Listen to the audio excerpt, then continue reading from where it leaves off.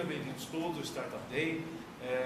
Obrigado ao Sebrae pelo convite, obrigado pela presença de vocês. Sábado de manhã é animador ver realmente, como a Tati falou, a gente fica animado de ver as pessoas dispostas, a vir para aprender mais, saber mais, entender um pouco mais sobre vários assuntos. E como eu disse, aqui nas Minas a gente vai falar hoje da internet dos trem, IoT, the Internet of Things, e as oportunidades que surgem com as novidades, que têm ritmo acelerado de crescimento, e aí tem um monte de oportunidades para startups, porque as grandes empresas, algumas delas já estão bastante, já perceberam isso, esse crescimento acelerado de internet das coisas, e já estão lançando produtos, tem uma série de recursos e pacotes e soluções e tal, mas elas não estão próximas dos problemas.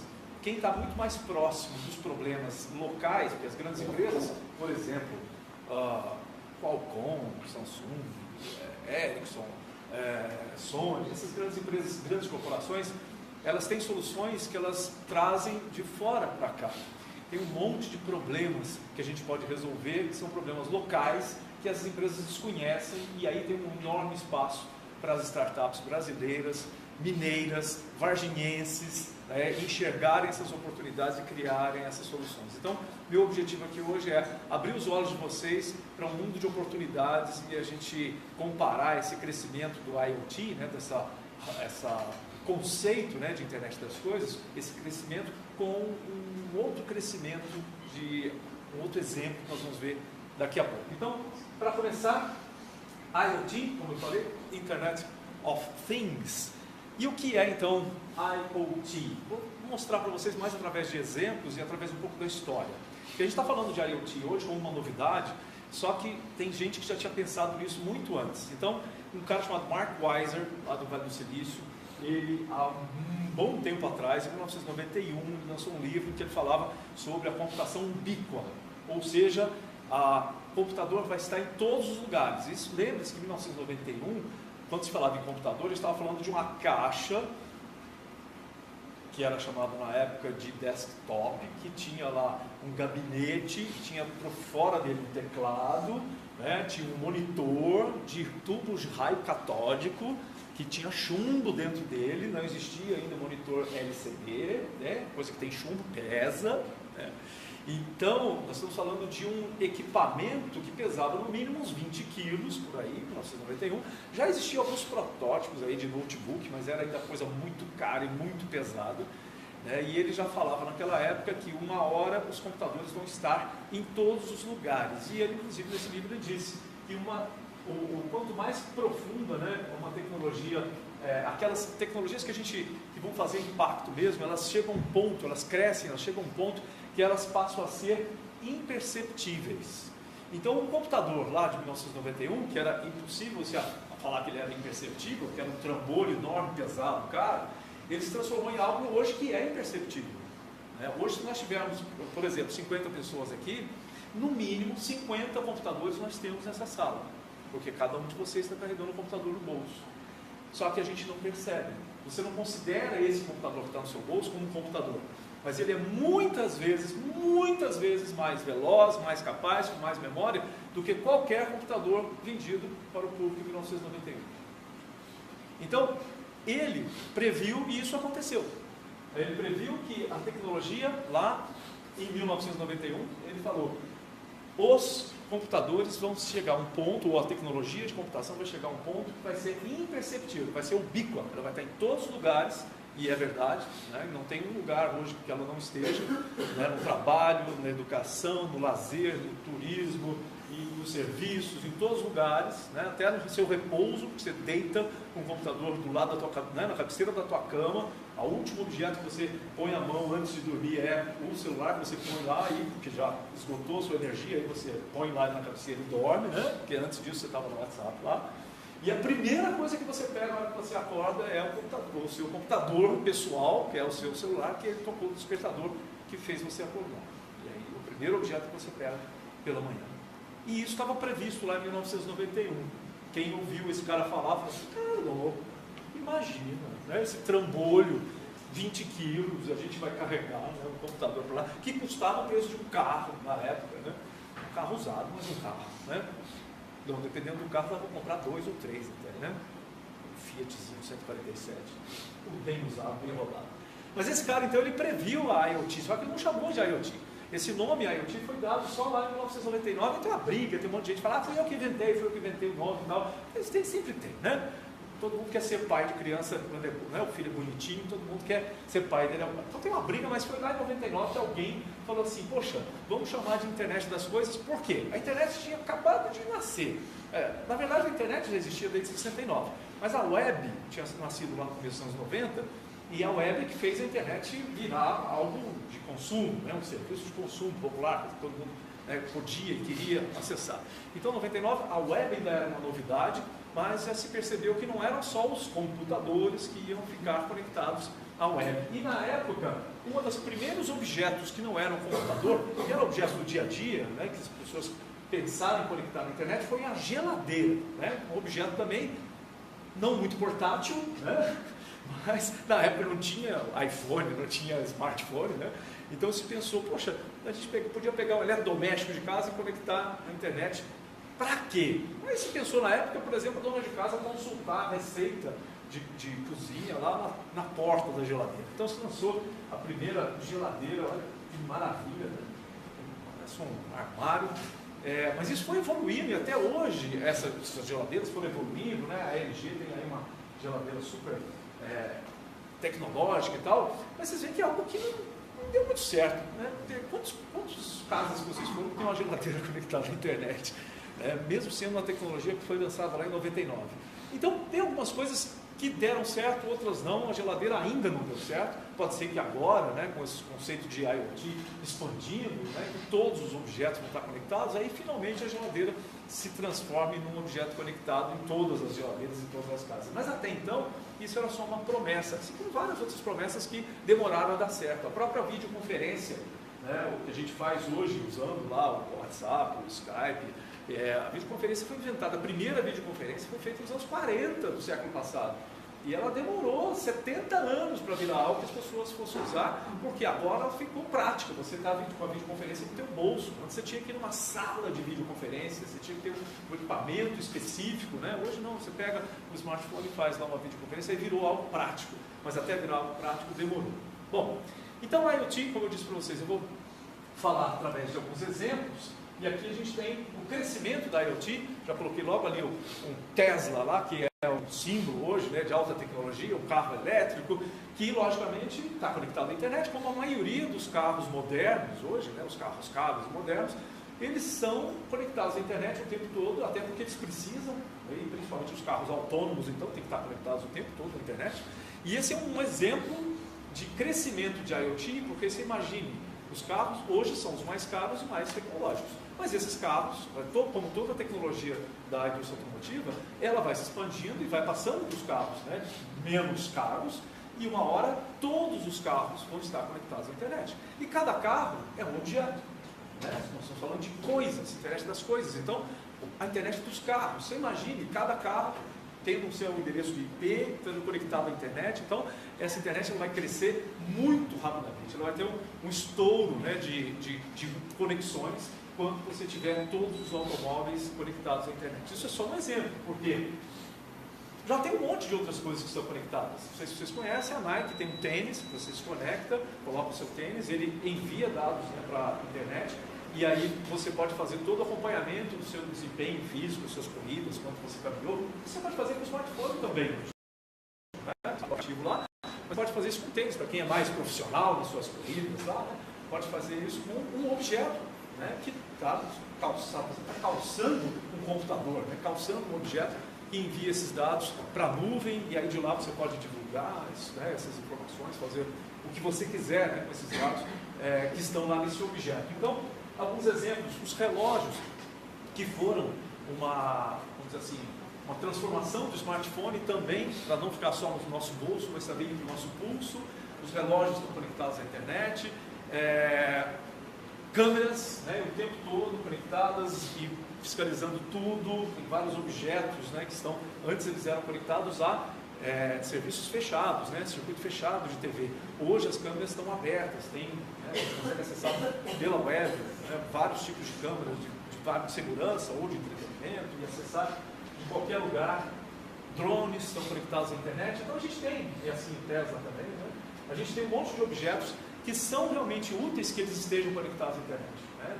É importante e necessário, já que a internet está aí, né, disponível, né, cada vez mais ampla, e esses objetos têm algum valor para a gente se eles estiverem conectados à internet. Né? Então, isso aí está acontecendo e a gente está vendo. Há uns 10 anos atrás, quando a internet realmente se popularizou lá no final, né, da década passada, muitas empresas começaram a ver, poxa, então tem esse negócio de internet das coisas, então vamos conectar tudo na internet. Por quê? Bom, porque vamos testar os conceitos. E aí aconteceu o que a gente poderia chamar da euforia do IoT. E aí empresas começaram a lançar produtos como, por exemplo, um vaso de planta conectado à internet. Você consegue monitorar a distância, a umidade da terra, a iluminação, você consegue controlar a irrigação das plantinhas à distância. Então você pode estar no trabalho preocupado, será que a minha avenca lá em casa ela está, né, úmida, está seca, tal? Então você consegue monitorar isso através de um aplicativo. Então a euforia do IoT começou a criar algumas coisas muito estranhas. Uma torradeira conectada à internet, e você de manhã você coloca um pãozinho, e aí conforme a previsão do tempo que ela busca da internet, ela desenha se vai estar sol, se vai estar nuvem na sua torradinha, para você não precisar nem abrir a janela para saber a previsão do tempo. Coisas assim, extremamente úteis. Eu não sei como é que eu vivi tanto tempo sem isso. Um porta-ovos, você lá do supermercado, eu quero consultar quantos ovos tem na minha geladeira, você acessa um aplicativo e ele te mostra, olha, tem só 3 ovos na sua geladeira, está na hora de você comprar ovos. Olha quanta utilidade. Todos vocês queriam ter um produto como esse. Então isso foi um momento de euforia mesmo, né? De se criar coisas que muitas vezes você olha para isso e fala, quem compra isso? Na verdade, esses produtos existem, estão à venda e tem clientes. Existe um nicho de mercado, né, dos first adopters, né, aquelas pessoas que querem, porque é novo, porque é novidade. Existe um grupo de pessoas que compram essas coisas justamente porque ninguém tem. Né? Tem uma série de coisas, podia colocar, vai passar a manhã inteira citando exemplos de coisas como essas. Tem até um site chamado a Internet das Coisas Toscas. Né? A internet das coisas toscas, das coisas que não tem sentido nenhum, mas alguém um dia pensou e fazia sentido criar e conectar isso à internet. Então, existe um mundo de oportunidades para todas as ideias criativas. Lógico que aquelas ideias que realmente são válidas, são úteis, elas têm uma capacidade de crescimento muito grande, e é sobre elas que a gente vai falar aqui, e não sobre a internet das coisas toscas, tá? Por quê? Nós vamos falar de coisas úteis, de oportunidades, né? De oportunidades para startups, coisas que realmente vão trazer crescimento para a empresa, né? Para a sua empresa, para as suas oportunidades de negócios, de empregos, de lucro, né? De gerar riqueza, de gerar patente, tecnologia, que é o objetivo também nosso, não só a gente gerar negócios rápidos, né? Mas gerar tecnologia e crescer a nossa região, crescer o nosso estado, crescer o nosso país, né, que no final das contas esse é o nosso objetivo. Bom, e aí falar sobre startup, porque eu falei, poxa, tem oportunidades para startups, rapidamente, eu sei que vários de vocês conhecem, né, e sabem, muitos de vocês são startupeiros, né, trabalham já numa startup, criaram a sua startup, mas nem todos, então vamos falar rápido sobre o que é uma startup, e eu vou dar um exemplo, né, de startup para vocês, para a gente comparar um pouco com o que está acontecendo dentro da área de IoT. Bom, startup é uma empresa, né,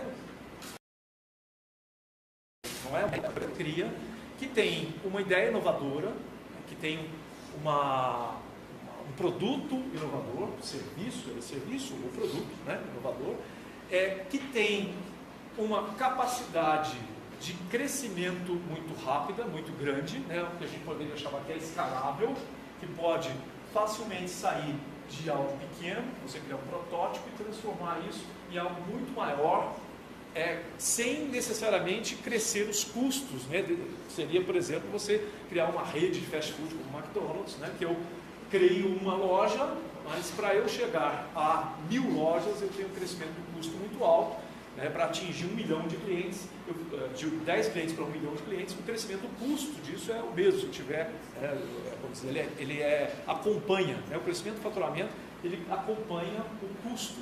Então, uma startup é uma empresa que você consegue, com um produto ou serviço, escalar, crescer rapidamente e atingir um público grande, sem que o custo de crescimento acompanhe, né, o faturamento ou o crescimento da empresa. Então, esse é um conceito de escalável.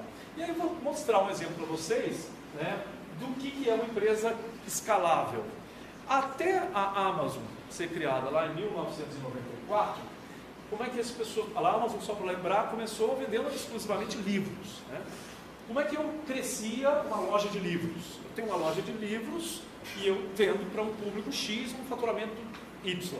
Se eu quiser multiplicar esse público X para 100X, né, e aumentar o meu faturamento para 100Y, 1000Y, eu vou ter que abrir novas lojas, o que vai me também possivelmente multiplicar por 100 o meu custo, né, de ampliação do negócio.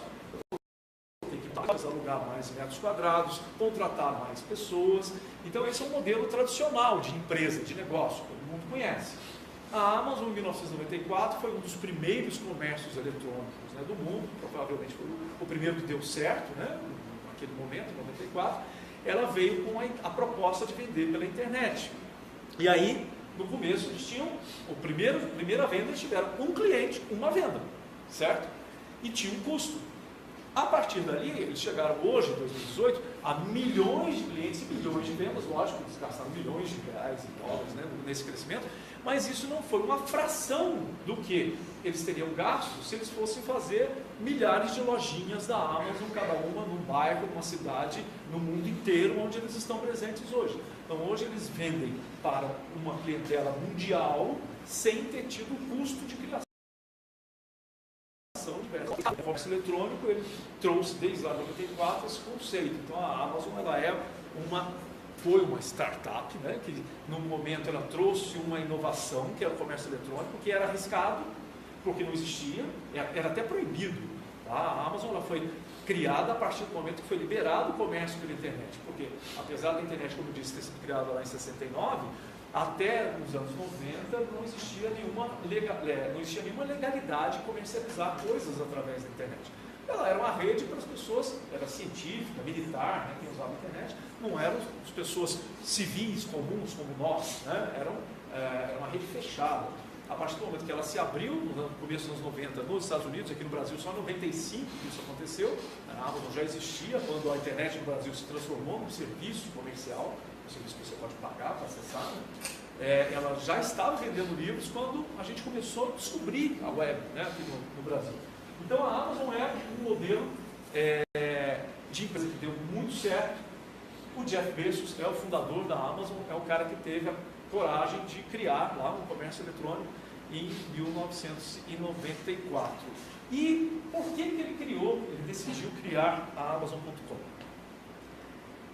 Ele trabalhava no mercado financeiro, ele se formou numa universidade, na área de computação, e foi trabalhar com fundos de investimentos, uma corretora, né, de valores, e ele acompanhava uma série de gráficos, né, de crescimento, de coisas, né, que aconteciam, valorização e crescimento de coisas, e uma das coisas que ele percebeu, naquela época, isso é uma biografia, né, da história da Amazon, ele percebeu lá em 94, ou um pouco antes disso, que o número de usuários da internet, da web, crescia a uma taxa de 2.300% ao ano.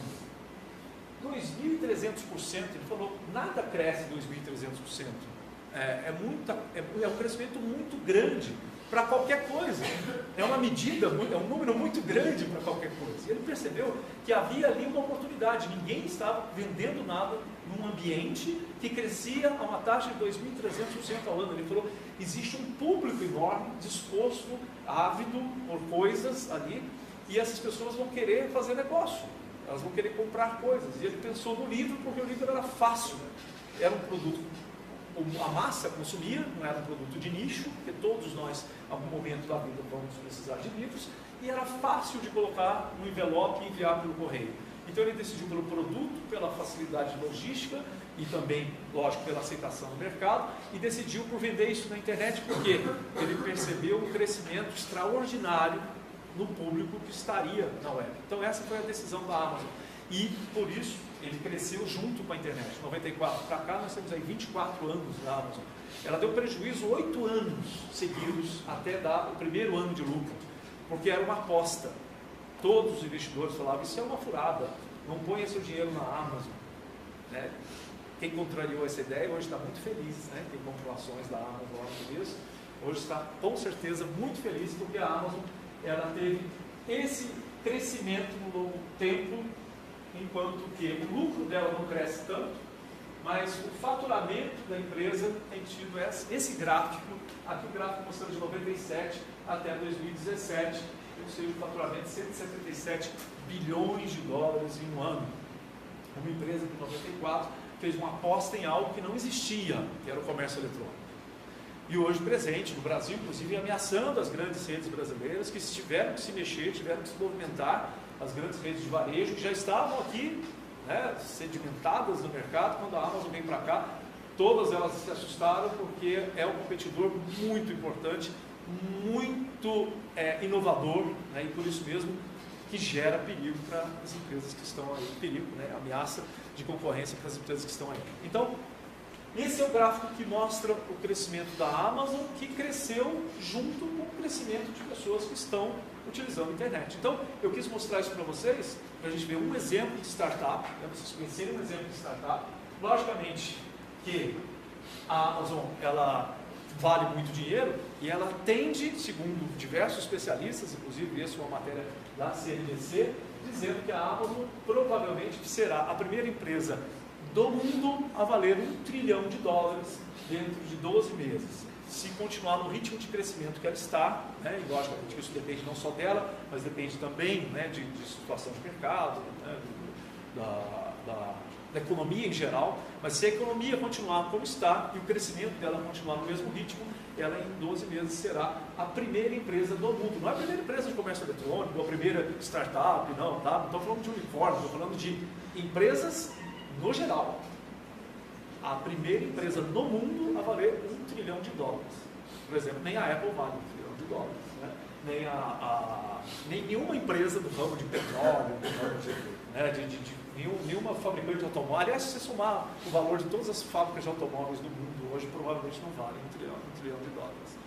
E a Amazon corre o risco. E por isso mesmo, o Jeff Bezos, no ano passado, ele ultrapassou na lista, não sei como é que está a lista da Forbes hoje, dos homens mais ricos do mundo, e ultrapassou Bill Gates, que, né, vivia várias vezes no topo, e ele chegou ao homem mais rico do mundo. Talvez seja por isso essa felicidade, essa alegria toda, né, do Jeff Bezos. Um bom sucesso que ele teve com a sua startup lá, né, de 1994. Mas isso eu queria mostrar por quê? Qual é a semelhança entre essa história dessa startup e o que a gente está falando de IoT aqui hoje? Nós estamos vivendo um momento de crescimento de IoT semelhante ao que aconteceu no número de usuários de internet lá em 1994 e ali para frente. Esse gráfico aqui, provavelmente vocês não vão ler, mas não vai dar para todo mundo ler, né? Mas aqui mostra o crescimento de 2004 a 2017 e para frente, o crescimento dos computadores pessoais, ou seja, há uma estagnação, crescimento de smartphones, né, há um crescimento dos tablets, internet das coisas, estou vendo o azul claro, e aí nós temos lá TVs, smart TVs e os wearables. Wearables são os objetos, né, que a gente veste, como relógios, pulseiras, tênis, né, tudo que você veste que tem lá capacidade de processamento e conexão com a internet também. Então, esse gráfico mostra a tendência do crescimento e a tendência de crescimento. Não vou falar nem em números aqui, mas só para ver a curva do gráfico, você já vê que nós estamos passando por um momento semelhante ao crescimento do número de usuários de internet. Então, a IoT está acontecendo isso. Existe uma previsão, né, de que nós teremos, agora não vou lembrar os números, né, até quando, né? Mas nós teremos 50 bilhões de objetos conectados à internet, se eu não me engano, até 2022, uma coisa assim. 50 bilhões de coisas conectadas à internet. Bom, e isso gera uma série de oportunidades de criar coisas. Não é criar, ou talvez seja interessante criar novas coisas conectadas à internet, mas surge uma oportunidade de criar negócios relacionados a essas coisas conectadas à internet. Negócios, e aí, que podem resolver problemas da sociedade, resolver dores do consumidor, né? Tentar achar com essas novas oportunidades, essas novas opções, soluções para problemas que existem há muito tempo e que muita gente ainda não achou porque não teve a visão de nós que estamos próximos desses problemas, que é o que eu falei agora há pouco. Então você tem grandes empresas, grandes corporações trabalhando com IoT, criando soluções, mas muitas vezes essas soluções fazem sentido para a LG, por exemplo, porque ela vive na Coreia do Sul, ela analisou os problemas e criou soluções lá para a Coreia. A Sony está criando soluções que têm a ver lá com o Japão, a Apple está criando soluções que têm a ver com a realidade dos Estados Unidos. Quem é que vive as dores do cidadão de Varginha? Ou da região, pessoas que são próximas aqui? Somos nós. Nós temos problemas que eles nem imaginam. Por quê? Porque são realidades diferentes, né? Não que sejam melhores ou piores, mas nós vivemos em mundos diferentes e que geram dores e oportunidades diferentes. Então, talvez a internet das coisas, né, que está funcionando muito bem para resolver os problemas da Coreia, do Japão, dos Estados Unidos, não vai ser a solução que vai resolver os nossos problemas. Até porque, muitas vezes, essas soluções não cabem no nosso bolso. Existem soluções que são provadas, que são efetivas, mas que não cabem no orçamento da Prefeitura de Varginha, que não cabem no orçamento da Prefeitura de Cambuquira, da minha terra, provavelmente, né? Soluções nem de graça não vão caber lá no orçamento de uma cidade pequena. E aí, poxa, como é que você vai fazer? Tem que criar novos modelos de financiamento, não só criar novos objetos, novas coisas conectadas à internet, mas criar novos negócios, novos modelos de negócio, novas formas de entregar essa solução para a sociedade. Essa é uma necessidade e é isso que eu venho alertar e abrir os olhos de vocês. Lá no Unifor nós temos um grupo de pesquisa chamado Políticas Públicas para Cidades Mais Inteligentes. E a gente trata exatamente disso, achar soluções que resolvam os problemas das cidades, dos cidadãos nas cidades, né? E tentar achar soluções que caibam dentro do orçamento das cidades e que caibam dentro da realidade do cidadão nosso, local. Lógico, a gente olha o que está acontecendo em Singapura, o que acontece em Barcelona, né, porque são modelos, né, de cidade inteligente, mas a gente olha aquilo lá como referência e fala, bom, agora tudo bem, eles resolveram lá dessa forma. Como é que nós podemos fazer isso com o orçamento de Cambuquira e não com o orçamento de Barcelona? Aí é que vem achar oportunidades e soluções e modelos de negócios diferentes.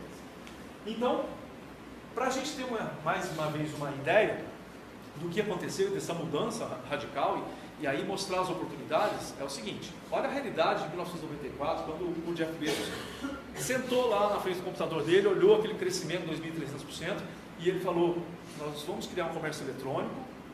Possivelmente ele não foi igual ao Pink Cérebro, né? Ele falou assim, vamos dominar o mundo, né? Mas foi o que ele fez. Não sei se ele pensou, se ele planejou isso, né? Mas ele tinha uma visão lá em 1994 dentro dessa realidade. Ele precisou de $300 mil para montar um comércio eletrônico lá. Ele pegou emprestado com os pais dele, porque ele não tinha $300 mil na época, para montar a empresa. Por quê? Poxa, imagina você criar um comércio eletrônico na internet, era algo novo, uma novidade. Você não existia nuvem, você não podia comprar espaço no servidor, ele teve que montar os próprios servidores, ele teve que comprar software, ele teve que montar um sistema de logística, não tinha logística compartilhada, não tinha nada compartilhado. Ele foi o primeiro em tudo, né, dentro daquela ideia de comércio eletrônico. Então, não tinha como compartilhar custo com ninguém. Teve que pegar $300 mil, era dinheiro de poupança da família, dos pais, que juntaram dinheiro a vida inteira, possivelmente para comprar uma casa, né, porque lá tudo é financiado, né, os caras pagam hipoteca a vida inteira, né, lá nos Estados Unidos, eles possivelmente estavam juntando dinheiro para pagar a casa que eles moram, e eles deram dinheiro para ele montar a Amazon.com. Acreditaram na proposta dele no momento que era muito improvável que desse certo, porque era a primeira vez.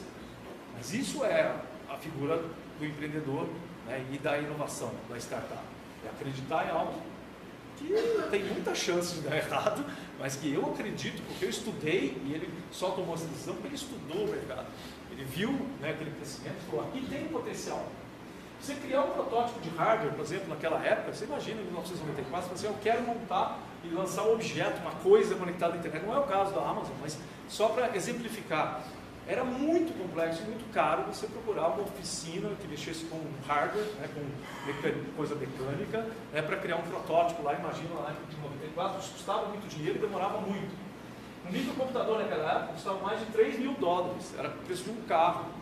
Tá? Você pagar por um microcomputador top, né, naquela época era caríssimo. Lá fora era caro, imagina aqui no Brasil. Né? Aqui era muito mais caro ainda você comprar um computador no começo dos anos 90. Criar uma empresa no Brasil levava mais ou menos 6 meses naquela época, às vezes mais, dependendo da complexidade da empresa, e sempre foi muito complicado, as pessoas tinham uma série de receios, né, de abrir uma empresa, porque burocracia, custos, demora, tudo era muito mais complicado, né, nos anos 90 aqui no Brasil, e havia no Brasil inteiro cerca de 10 cursos dentro da área de computação. Então, se você precisasse de alguém, desenvolvedor de software na época, você ia ter muito pouca gente que pudesse te atender. Se você fosse contratar pessoas para desenvolver software, fazer alguma coisa para você, eram pouquíssimos os cursos de computação. Só tinha algumas capitais, a exceção era Santa Rita do Sapucaí, que tinha o curso de informática, processamento de dados, que inclusive foi o curso que eu fiz lá nos anos 80 ainda. Era uma das poucas cidades no Brasil que tinha um curso na área de computação. Em 2018, o que nós temos? Bom, o Pebble, que é um relógio que veio antes do Apple Watch, né, que é um relógio conectado à internet, que é um smartphone no pulso, ele foi criado com crowdfunding. Dinheiro que foi coletado na internet. Criou-se um projeto de crowdfunding, chegou lá no site, né, não lembro agora se foi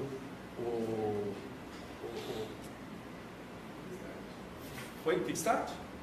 Eu acho que foi um dos primeiros sites desse de crowdfunding, e eles conseguiram arrecadar milhões de dólares para lançar o produto no mercado, sem colocar a mão no bolso. Né? Então, olha, um modelo completamente diferente. Hoje eu posso, lógico, eu preciso de dinheiro, né? Para montar qualquer negócio eu preciso de dinheiro, mas existe um monte de fontes alternativas de dinheiro. Você não tem dinheiro, teus pais não guardaram lá $300 mil, né, para poder te emprestar. Hoje você tem crowdfunding, você tem financiamento público. A Tati agora há pouco falou em diversos editais do Sebrae, inclusive com fundo perdido, ou recursos não reembolsáveis, né, fica mais chique, fundo perdido, fica meio, né, dinheiro perdido, assim, nunca é bom, né? Recursos não reembolsáveis. Né? Mas um monte de oportunidades, né, de recursos, financiamento, capital semente, investidores anjo, né, um monte de oportunidades hoje que não existiam naquela época. Esse ecossistema de startups não existia, não tinha onde você buscar recursos se você não tivesse o próprio recurso. Impressoras 3D hoje estão à venda a partir de $100 uma impressora 3D. E você pode fazer um protótipo de qualquer coisa numa impressora 3D em casa. Você cria, desenha e manda imprimir aquele objeto na hora. Aquele protótipo que demorava 1 ano para você conseguir fazer, encomendar numa oficina, né? Hoje você faz, testa, deu errado, faz outro. Deu errado, faz outro. Quanto custa produzir uma peça numa impressora 3D, um objeto de plástico? Custa alguns centavos. Né? O custo da matéria-prima é baixíssimo. O custo da impressora é baixíssimo. Então, isso aumenta a nossa possibilidade de criar coisas, protótipos, testar, né? Verificar, testar conceitos. Um Arduino, para quem não conhece, o Arduino é um computador miniatura. Né? É usado muito pelos makers, né? Para fazer, para testar, inclusive, muitas vezes conceitos para o Arduino. Você cria liga nele determinados sensores, atuadores, você tem uma central programável que é, na verdade, um computador completo. Assim como você tinha lá um computador que custava $3.000 lá, um Arduino faz hoje, numa caixinha de fósforo, que é o tamanho dele, é um custo de $10, o que um PC de 1994 fazia, ao preço de $3.000. Então eu posso criar objetos, conectar esses objetos à internet, conectar via Wi-Fi, Bluetooth, o que eu quiser, a um custo infinitamente menor do que aquele custo de se criar computadores e objetos e protótipos lá nos anos 90. Nós temos também facilidades como criar uma empresa hoje. Lógico que você vai montar um negócio, né? Você tem se você fosse montar uma Amazon hoje, você não vai ser MEI, né? Microempreendedor individual. Mas nada impede que você crie a sua empresa para ter o seu CNPJ e até para buscar, né, os investimentos e buscar oportunidades com o MEI. né? Hoje existe, você cria em 10 minutos e tem o seu CNPJ em 10 minutos no site, no portal do empreendedor lá, né? Que é um avanço enorme, logicamente. Tem coisas para serem melhoradas, lógico que tem, tudo tem, mas hoje você tem uma desburocratização, pelo menos nesse nível de pequeno empreendedor, né, ou de microempreendedor, de você criar e ter um CNPJ, poder emitir nota fiscal e começar a trabalhar oficialmente, legalmente, né, e ter clientes em 10 minutos. Né, é algo fantástico se comparado à nossa realidade lá de 1994. E gratuito, né? Sem custo. Tem os custos dos impostos que são simplificados, né? Você paga lá um carnê de R$50, né? Que é totalmente diferente do que seria, né, no passado, sem a necessidade, a obrigatoriedade de ter um contador, né, um escritório de contabilidade. Desculpe se tem algum contador aqui que está triste, né, para facilitar a vida, né, mas uma hora ele vai precisar do contador. Sim, a hora que ele crescer, o contador vai estar lá esperando por ele, né? Opa, roubei, estou aqui, né? Então, logicamente, que é uma porta de entrada, né, para o empreendedor.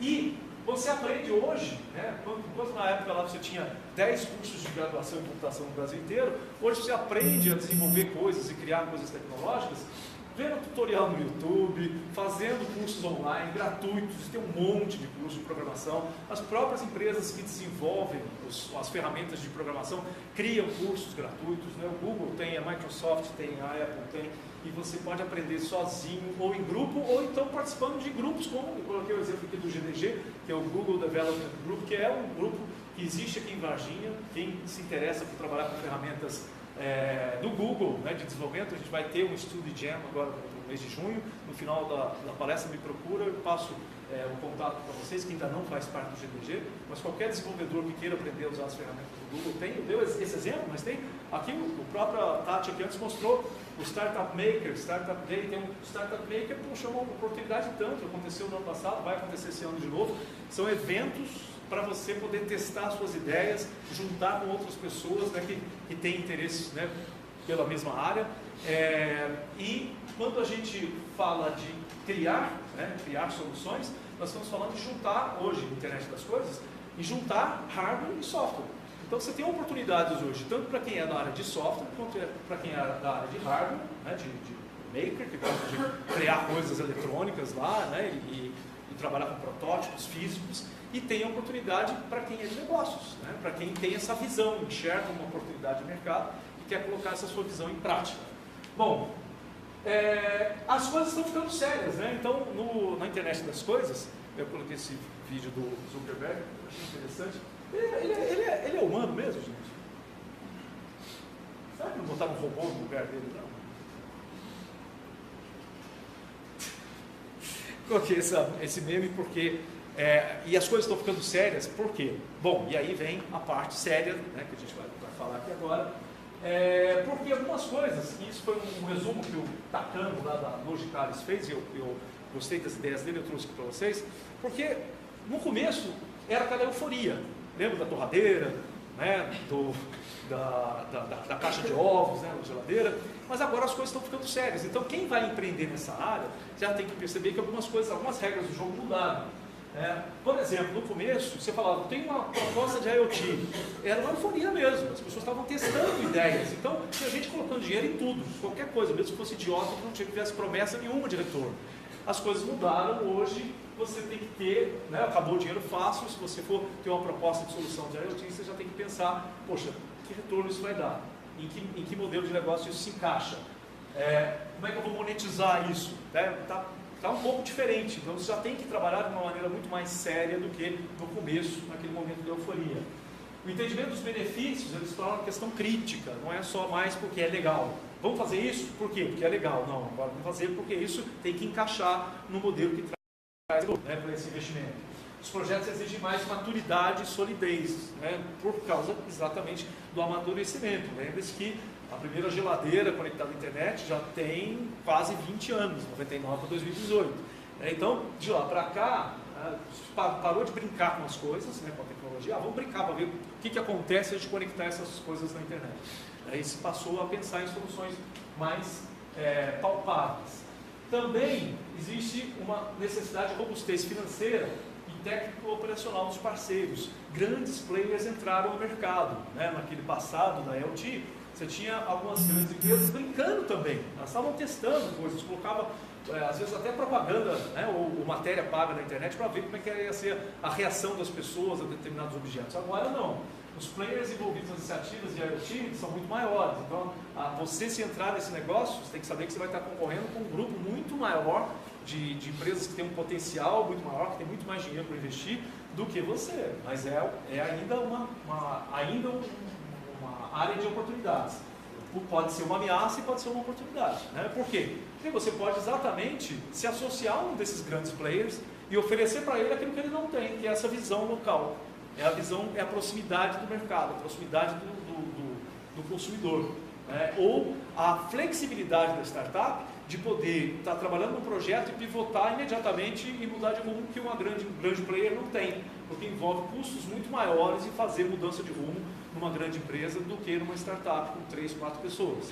Então, há uma ameaça, lógico, você vai entrar no mercado porque os concorrentes são muito grandes, mas nada impede que você esteja associado a um desses grandes players. E eles estão precisando de gente como vocês, estão precisando de startups que façam esse trabalho junto com eles, que tragam as inovações e que sejam flexíveis o suficiente, com ideias prontas, ideias novas e que venham direto do mercado, que venham das demandas do povo, né, dos consumidores. Então, dos testes, né, para tentativas de colocar em prática, entram em cena necessidades como solidez financeira, né, que são coisas que no passado nem tanto, era muito mais, como diz, no ramo das ideias, das novidades, né? Isso mudou um pouco. Ainda, está cada dia mais difícil você conseguir montar equipes que trabalhem. Então, por exemplo, eu detenho um determinado conhecimento, mas os conhecimentos são muito diversos. Eu conheço de infraestrutura, por exemplo, eu não conheço de desenvolvimento de software, não conheço de hardware. Então, exatamente por estar, né, essa aceleração e crescimento dessa demanda, a identificação, desenvolvimento e retenção de profissionais é um desafio hoje. Então, se você tem um grupo bom hoje que junta esses talentos todos, você já tem uma grande vantagem sobre, inclusive, grandes empresas que não conseguem montar essas equipes. Por quê? Porque está raro no mercado.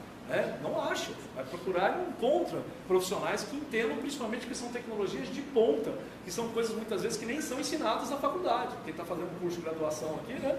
Algumas coisas de IoT, você não vai ver na faculdade, porque ainda não chegou lá, né? na grade curricular, né?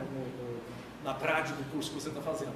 São coisas que você vai ter que aprender sozinho, vai ter que aprender por conta. E esses profissionais, você não vai encontrar, talvez, lá no LinkedIn, para poder contratar. Você vai encontrar nos grupos de WhatsApp, no Startup Weekend, né?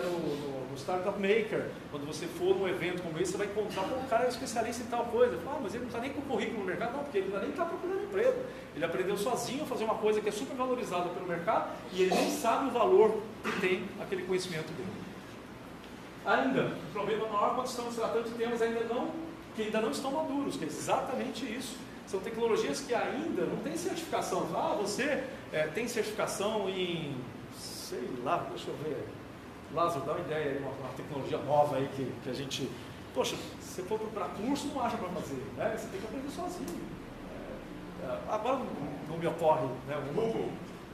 Ferramentas mesmo, né? A gente vai estar fazendo esse Study Jam agora do Google, exatamente porque, se você for procurar curso, não tem. Então, como é que a gente vai aprender? Nós vamos juntar um grupo e aí quem sabe mais vai ensinar para quem sabe menos. É isso, né? Vamos compartilhar o conhecimento.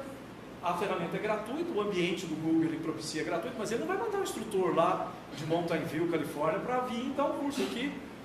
É inviável, não vai mandar isso para o mundo inteiro, né? Alguém vai dar um curso para o mundo inteiro. Então, como é que a gente faz? Temos que criar grupos de autogeridos, né? Nós mesmos temos que organizar as coisas e nós trocarmos esse conhecimento para que todo mundo cresça, né? Porque são coisas ainda muito novas.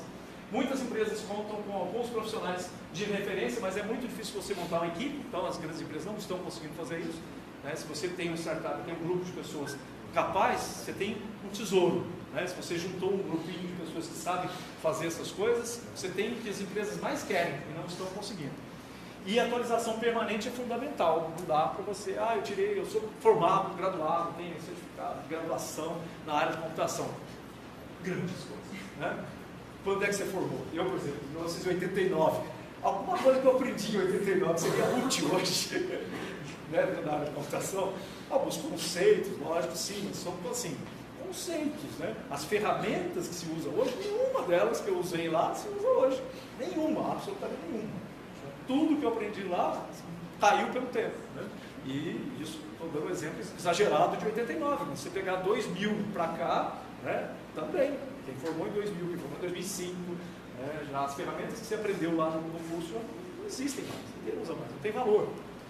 Bom, e por fim, a última recomendação é questões graves, né? E aí eu coloquei aquele vídeo do Zuckerberg, que ele estava sendo pressionado lá no Senado por uma falha de segurança que foi, na verdade, foi numa negociação, né, que o Facebook fez com outra empresa e que permitiu vazar, não foi bem vazamento, mas a exposição de dados, né, de milhões de usuários do Facebook, que gerou um prejuízo enorme no Facebook. E aí, como nós estamos falando de internet das coisas, cada coisa que está conectada à internet é uma porta vulnerável para um sistema.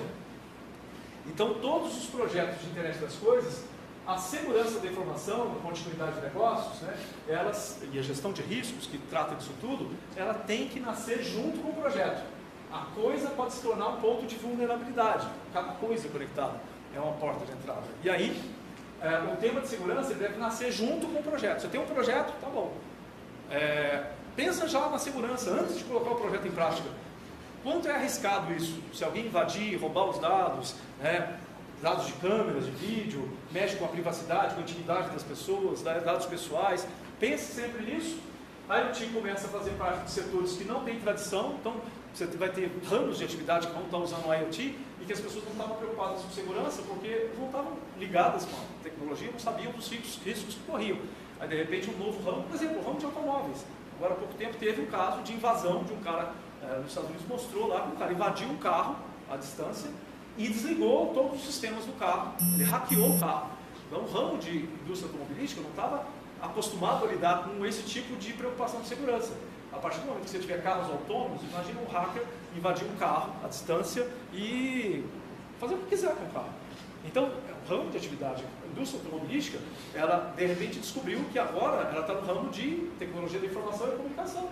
E aí tem que ter preocupações de segurança que antes não faziam parte. A segurança que eles pensavam antes era a segurança de impacto, de airbag, né, de para-choque. Agora, a segurança tem a ver com criptografia, né, com portas fechadas, né, portas de redes fechadas, para que os sistemas não sejam invadidos. E a continuidade das operações deve ser outro fator crítico, porque vários sistemas de IoT eles não podem parar, são críticos, principalmente os IoT que está relacionado com segurança pública, com a área de saúde, são coisas que não pode parar. Ah, deu um defeito ali, tudo bem, é só reiniciar, né? Ctrl Alt Del, reiniciar a máquina. Poxa, tem algumas coisas que não dá. Principalmente, imagina um piloto automático de um avião. Você está lá com 300 passageiros no ar, pô, travou aqui, deu uma tela azul aqui. O piloto automático. Ah, dá Ctrl Alt Del, reinicia. No meio de uma tempestade. Nossa, que trágico, né? Bom, vamos fechar então, que já me mostraram a placa lá, que acabou o tempo. Ainda tem espaço para experimentação, devido à novidade, exatamente por ser algo novo, ainda dá para experimentar, ainda dá para criar muita caixa de ovo, torradeira, né, que sai a previsão do tempo, tem espaço para isso sim, mas essas coisas elas vão atender um nicho muito pequeno. Lógico que se você fizer isso em nível mundial, esses nichos podem dar muito dinheiro, mas tem que pensar nisso. Você está querendo trabalhar com nicho só de mercado ou você quer trabalhar com soluções para massa? Então, há muitos nichos não atendidos ainda. Na área de Smart Cities, né, de cidades inteligentes, então, eu tenho ido a vários eventos, né, nacionais e internacionais dentro da área de Smart Cities, tem muita oportunidade, muita empresa procurando soluções para as Smart Cities e algumas para nicho mesmo, que são necessidades específicas de uma cidade, né, que não vai ser útil para todos, mas vai ser para aquela cidade específica, tem aquela característica específica e não estou encontrando no mercado, porque é algo muito de nicho mesmo, então tem oportunidades ali. Segurança tecnológica e jurídica devem andar de mãos dadas, né? Não é só a segurança de rede, de criptografia, mas você criar coisas que sejam legais, né? Já estejam preventivamente, juridicamente dentro da lei. Juridicamente dentro da lei ficou esquisito, mas deu para entender o que eu estou querendo dizer, né? Juridicamente corretas, né? E ler e entender as tendências do mercado dão um bom direcionamento para os empreendedores. acompanhe, veja esse crescimento, acompanhe o crescimento do que está acontecendo com a IoT, com as tecnologias, com sistemas, com softwares, com linguagens, com hardware, e você vai entender para onde está indo o mercado, e é ali que estão as oportunidades, igual o Jeff Bezos fez lá em 1994. Olha o que ele fez, né? E pense nas oportunidades. Outros vieram depois dele, tiveram muito sucesso também, mas ele teve a vantagem de enxergar antes dos outros, teve vários momentos difíceis, como qualquer empreendedor, como eu disse, 8 anos de prejuízo. Você imagina quem botou dinheiro numa empresa e fica 8 anos tendo prejuízo, esperando dar lucro, e ele conseguiu convencer os investidores a permanecer colocando dinheiro até que a empresa desse o primeiro lucro, que foi uma merreca lá, uns 10 milhões de dólares lá, perto dos investimentos que tinham sido feitos, quando a empresa valia 30 bilhões de dólares e ele estava dando lucro de 10 milhões de dólares, o que é uma fração do que se espera de uma empresa com esse valor. Mas, hoje em dia, a empresa tendendo a chegar a valor de mercado de 1 trilhão de dólares. Só um instante para a gente fechar, a hora é agora. A IoT está no momento certo para fazer esse tipo de aposta. Destrave a porta para o IoT, né? Utilize aí o conhecimento que está disponível em todos os lugares, né? Abra essas portas, escancare as portas do IoT, desvende as novas tecnologias, experimente, tente, para você ficar imensamente rico e ter muito sucesso na sua startup. Né? Esse é o recado que eu tinha para passar para vocês hoje. Esses são os meus contatos. Se alguém quiser me procurar, estou na Unifal, Universidade Federal de Alfenas, aqui no campus de Varginha, e com todos os meus contatos virtuais e telefones de snail mail não, endereço local não tem. Certo? Muito obrigado pela atenção, um bom sábado para vocês e um bom Startup Day. Obrigado, Tati, pela convite. Alguém quer fazer uma pergunta? Professor, aproveitando essa questão da IoT, você vê a questão